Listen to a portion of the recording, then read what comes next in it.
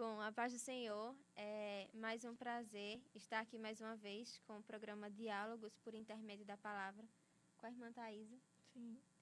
E vamos pedir a Deus que Ele tome a frente, que Ele nos guie, que Ele fale conosco aqui e também com quem está nos ouvindo. Deixa eu apresentar a irmã Karine, né? Sim. Que começou falando aqui. O texto base, o tema vai ser sobre o teocentrismo, a questão antropocentrismo, o homem no centro de tudo ou teocentrismo. E aí nós vamos ver tudo isso à luz da palavra. O texto base é 2 Timóteo 3, a partir do versículo 1, que diz assim: Sabe, porém, isto: nos últimos dias sobrevirão tempos difíceis, pois os homens serão egoístas, avarentos, jactanciosos, arrogantes, blasfemadores, desobedientes aos pais, ingratos, irreverentes, desafeiçoados, implacáveis, caluniadores, sem domínio de si, cruéis, inimigos do bem, traidores, atrevidos, mais amigos dos prazeres do que amigos de Deus, tendo forma de piedade, negando-lhe, entretanto, o poder. Foge também destes, pois entre estes se encontram os que penetram sorrateiramente nas casas e conseguem cativar mulherinhas sobrecarregadas de pecados. Vamos continuar até o 5, né? É, o 5. Até o 5. Certo. Para a gente começar, a gente pode falar um pouco sobre a definição, né, do antropocentrismo. Porque são dois palavrões assim, né? Teocentrismo, antropocentrismo. E o antropocentrismo tem origem na língua grega, em que antropo significa humanos. Então, o homem. E kentron seria o centro. Então, o homem como centro de alguma coisa. Nesse caso, seria da visão de mundo, realmente. Paulo falou aqui no tempo antigo, né, pouco tempo após a morte de Jesus, logo no primeiro século, ele está falando que nos últimos dias sobrevirão tempos difíceis. E ele descreve as características dos seres humanos nesses últimos tempos. E interessante que esse antropocentrismo começa a ganhar força após, né, o que Paulo diz. Então, realmente é mais uma validade bíblica, né, de certa forma profética. E o antropocentrismo surgiu através do Renascimento, que foi um movimento cultural, foi um movimento filosófico, político. Século XVIII. Foi no século XIV a XVI. Não tenho muito consenso não de quando começou, na realidade. Mas foi um movimento que mudou A forma de pensar. a forma de pensar da Europa, né, que era o centro do mundo antigo. E dessa forma, a cada dia foi ganhando força, né? Em que... Pode falar, se tu quiser. Não, porque antes do Renascimento, teve o período da Idade Média. E durante Exato. toda a Idade Média, predominava o teocentrismo. Sim. Mas aí, com o Renascimento, as novas formas de pensar, a ciência ganhando forma, Sim. e as pessoas dando mais valor à razão, então agora Do que à fé. era o racionalismo. Tinha ainda um resquício, a herança de toda a Idade Média, de que Deus estava no comando e que tudo acontecia por permissão dele. Mas agora o homem estudando, ele passou a ver que também poderia se guiar pela razão. Então, Deus pode todas as coisas, mas eu também posso fazer o que eu quero. E tudo isso foi modificando na forma de viver das pessoas e resulta até os dias de hoje, né? Não, e também, né, começa-se assim, esse desejo pelo prazer. Então, se a gente tinha aquele padrão moral que seria Deus, a Bíblia, mas a gente não quer, mas a gente quer contrariar aquilo, então o que é que a gente tem que fazer? Desacreditar. A gente tem que buscar formular novas ideias, juntar pessoas que Novos pensem, conceitos. que reformulem a sociedade para que seja feita a minha vontade e não a vontade de Deus. E começa a ser assim, realmente teve o lado positivo, né, o crescimento da ciência e tudo mais, mas houve um surgimento da imoralidade, realmente daquilo de que agora a humanidade, todo mundo gira em torno dos seres humanos. Se afastando cada vez mais de Deus. E como Paulo já tinha dito há um tempo atrás, que seria dessa forma. Os homens serão amantes de si mesmos, os homens serão ingratos, blasfemadores, desafeiçoados, implacáveis, e é o que a gente tem visto ao longo, a história mostra aí episódios sangrentos e tudo mais, e hoje em dia a gente está vendo, eu acredito que, assim, a gente conversando com pessoas mais antigas, a gente vê que nunca antes teve tanta maldade no mundo como está tendo hoje. E sobre essa questão de querer... Quando a gente foge, quando a gente se distancia do que a Bíblia diz, dos padrões bíblicos, é uma nova mentalidade. Então, se eu não estou me guiando pelo que a Bíblia diz, eu vou buscar outros prazeres. E uma frase que a gente vê muito hoje é: o que importa é ser feliz. Eu vou fazer isso, mas... Eita, que besteira, mas o que importa é ser feliz. Deixa a vida de fulaninho. Mas a gente sabe que a nossa vida deve se pautar na palavra. E muitas vezes essas pessoas que dizem o que importa é ser feliz vão totalmente contra os princípios bíblicos. Então, cada vez mais é o homem, né? O homem criando as próprias regras, os próprios prazeres, os próprios desejos. Desde que valide aquilo que eles acham eles não, né? A gente mesmo, né? Porque a gente também não está imune. Sim. Não está imune. E é uma coisa que também quem se converteu, que já passou muito tempo no mundo, com certeza tem uma vivência muito boa para confirmar isso que a gente está comentando agora.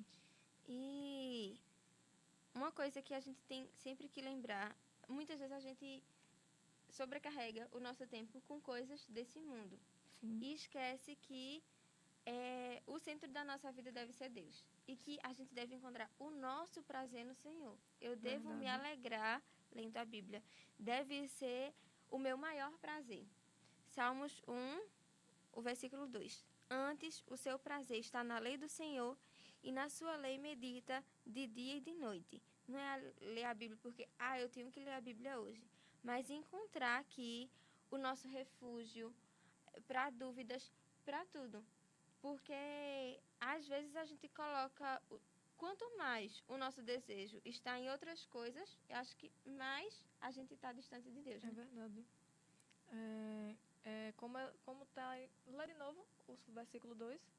Antes, o seu prazer está na lei do Senhor, e na sua lei medita de dia e de noite. Então, realmente, para primeiro a pessoa ter o prazer, a gente tem que recorrer a ela. Então, a cada momento que vai se perdendo o interesse, é porque primeiro houve um distanciamento. Já tem outros, como tu falou, a gente tem outros interesses, a gente tem outros hábitos, tem o trabalho, tem a faculdade, tem a escola, tem inúmeras outras atividades. E voltando a essa questão da felicidade, infelizmente a gente tem visto que é uma coisa muito, como diria, global realmente.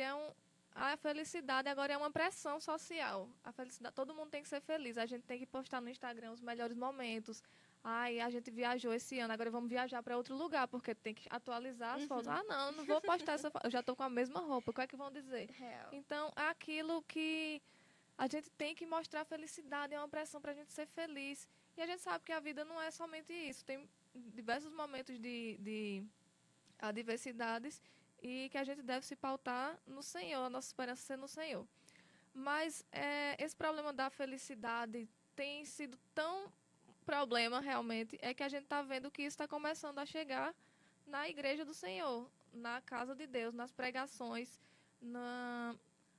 nos estudos, enfim, a igreja está começando, a igreja evangélica está começando a se moldar a um padrão que não é bíblico, um padrão que foi estabelecido por pessoas realmente que não têm nenhum compromisso com a palavra.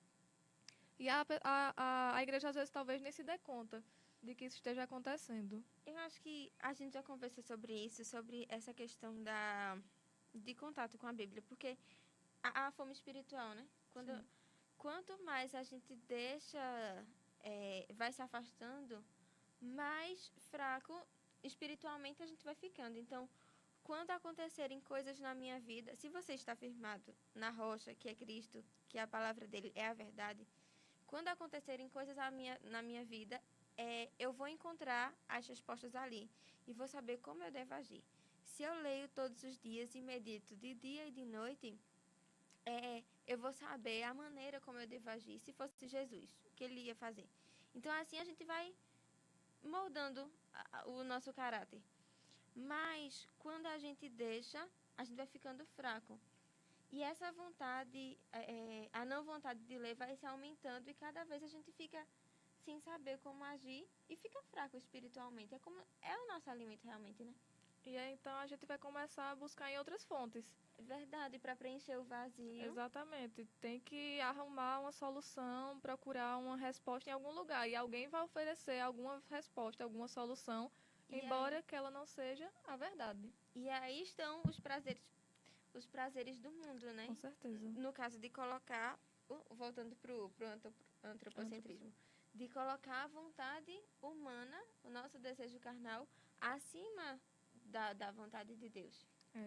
E é um padrão, assim, não cristão, né? Que a gente vê bastante, resolver um problema com bebida, com drogas, enfim. Ou então, realmente, não é nenhum problema. A pessoa quer porque quer. É relaxante, é interessante fazer aquilo. Naquele momento vai ser bom. Práticas sexuais imorais, ninguém tá vendo, ninguém não tá fazendo mal a ninguém, não tá fazendo... E então, o que importa é ser feliz. O que importa é ser feliz, né? A gente só tem hoje, só tem o aqui e o agora. Juntar dinheiro pra quê? A gente não sabe o que é que vai acontecer no amanhã. E é um problema que, como eu falei, vou voltar aqui realmente para a igreja. Que essa questão antropocêntrica de colocar o homem no centro da fé é que a gente está começando, como Karine falou, a se distanciar da Bíblia, a se distanciar daquilo que o Senhor tem dito e da palavra dele. Então, a gente tem buscado as pregações que mais movimentam as igrejas, que mais geram glória a Deus e aleluia, são aquelas: você vai ser feliz, você vai vencer, você vai passar por isso, a vitória é sua em nome de Jesus. Claro, nós somos mais do que vencedores em Cristo, nós sabemos disso. Porém, o centro da mensagem da gente não deve ser a felicidade aqui e agora. E sim, o evangelho, né? Sim, e como Paulo diz em 2 Coríntios, a nossa leve e momentânea tribulação produz para nós um peso eterno de glória que não dá para se comparar com o que a gente tem aqui. Então, qualquer coisinha que a gente tiver aqui é ínfimo comparado com a esperança que a gente deveria ter com a eternidade. Quando a gente fala sobre isso, eu sempre lembro de Jesus dizendo: no mundo tereis aflições, mas tende bom ânimo. Então, é certo que no mundo nós vamos passar por momentos difíceis, porque Jesus, que foi Jesus, passou né? Tudo aquilo, foi tentado pelo próprio diabo. A gente tem várias tentações nas nossas vidas, mas Jesus foi o próprio diabo. Então, imagina. Mas ele disse: tem de bom ânimo. Então, a nossa vida deve ser sempre viver de acordo com a palavra, como Deus quer que a gente viva. Claro que a gente gosta de vencer na vida. Claro. Mas e se não for a vontade de Deus? É verdade. E se, como diz... E é o que tem gerado também muito problema de afastamento de pessoas, da igreja, né? Dessa decepção de que achar que vai ficar tudo bem. No meu tempo, isso vai acontecer e acaba que a gente tem que esperar a vontade do Senhor em todos os momentos, né? Eu tô falando isso, mas é pra mim também.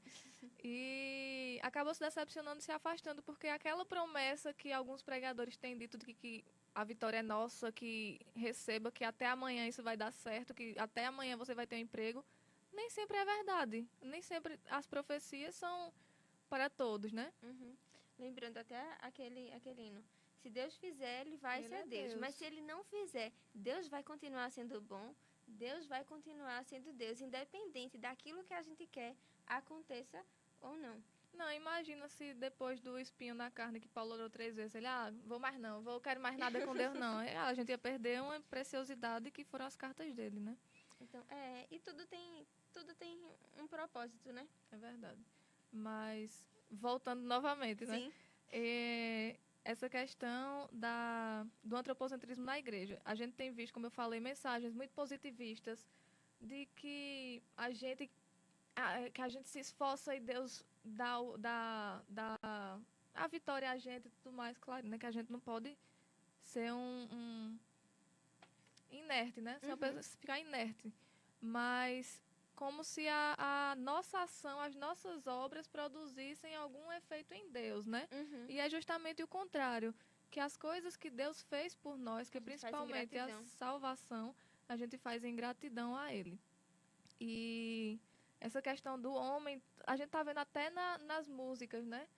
Que sempre está sendo bastante criticada é a música Raridade, né?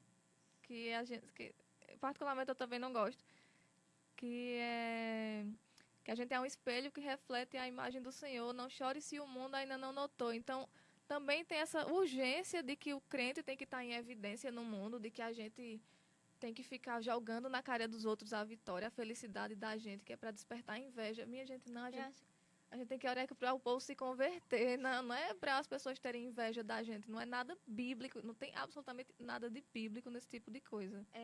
Sim, nós devemos ser sal e luz do mundo, mas com amor. Com amor, verdade. Para que as pessoas vejam nas nossas ações o diferencial. Exatamente. Eita, acho que é Romanos que diz, não me vergonhe do Evangelho. Eu acho que é Romanos. E, infelizmente, o Evangelho tem sido distorcido e o mundo acaba tendo uma imagem sobre o que é ser evangélico. E não porque ser evangélico faz isso, evangélico faz aquilo, mas se nós temos uma postura diferente, essa pessoa pode ter, olha, é diferente.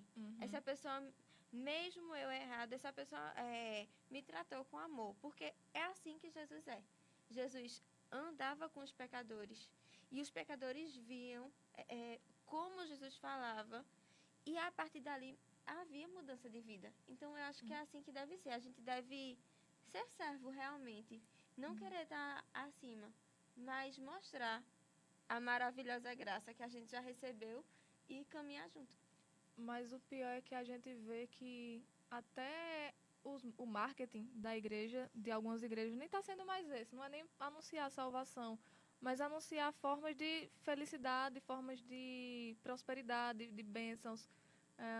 Inclusive tem algumas igrejas que vão e anunciam, eu era mendigo, eu morava na rua, mas eu vim para a igreja e então, hoje eu como se o foco fosse a igreja, né? A igreja que resolvesse, e não Deus.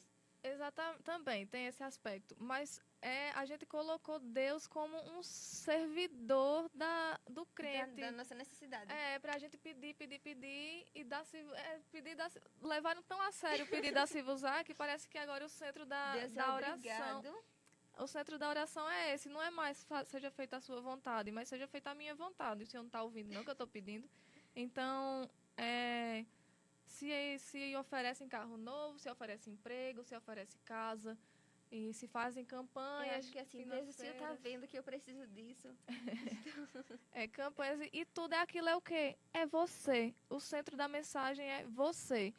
Peça que Deus vai lhe dar. Não é você ir atrás do perdão do seu pecado, não é ir atrás do perdão, não é ir atrás da sua salvação, não é atrás de arrependimento, não, é você. De vida, de nascer de novo. Não, é simplesmente conseguir aquilo que eu estou precisando agora. E também tem outra febrezinha, né? Que é determinar, né? Determinar, colocar Deus contra a parede e determine porque Deus vai lhe dar. Então, eu determino que a partir de hoje eu vou ganhar um carro novo até dezembro. E então Deus agora vai ter que me ouvir. Eu já determinei, né? Com minha fé eu profetizei. Então Deus vai ter que me dar. Eu acho que são nessas questões que a gente deve voltar sempre para a Bíblia. Ao Evangelho. E qual é a vontade de Deus? E até se Deus me der esse carro, vai ser para eu glorificar o nome dele? Esse trabalho que eu estou pedindo tanto a Deus, vai ser para eu abençoar mais pessoas, eu vou falar mais de Deus nesse lugar? Porque muitas vezes a gente pede as coisas, mas Deus não vai, eu não vou falar, não vou evangelizar, aquilo não vai servir, como tu falou, só para mim. Sim. Então, acho que o foco da gente é sempre viver o que Deus quer para a minha vida, né? É verdade. Mas a gente agora Deus me dê e fique por isso mesmo, né? O centro é a gente receber tudo que for o melhor de Deus. Não é aquela confissão de Jó, né? Diante da esposa dele. Deus me deu, Deus tirou, louvado seja o nome do Senhor. É só fica no Deus me deu. Deus me deu, Deus me dá e vai me dar mais ainda.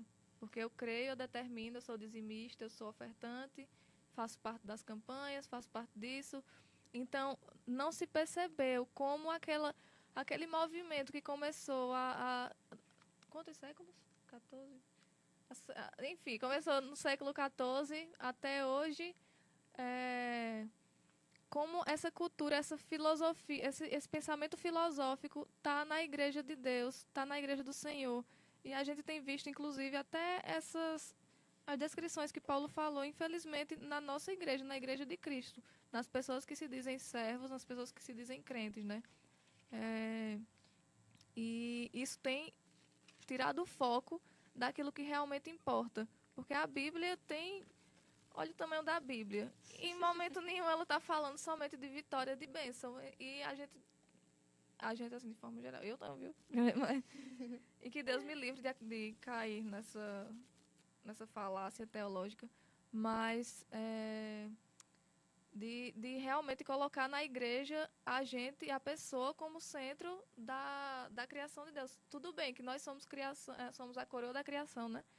Mas por quê? Porque Deus nos fez a imagem e semelhança, mas não foi para exaltar a gente, não. Foi para Ele mostrar que Ele é soberano e que a gente tem que prestar culto a Ele. Amém. Amém. Acho que é um versículo que eu gosto muito e que resume tudo isso. Efésios 5. Sede, pois, imitadores de Deus, como filhos amados. Andai em amor, como também Cristo nos amou, e se entregou a si mesmo por nós, como oferta e sacrifício a Deus em aroma suave. Então, acho que a nossa vida, para finalizar, deve ser sempre assim, viver como Jesus andou, qual é a vontade dele para a nossa vida, não baseado no que as pessoas dizem, não baseado no que eu quero, na minha felicidade própria. É isso que Deus quer para a minha vida, então, que a gente seja sempre imitador de Cristo, seguir a Cristo, imitar somente a Ele. Amém. Bom, até o próximo programa. Até.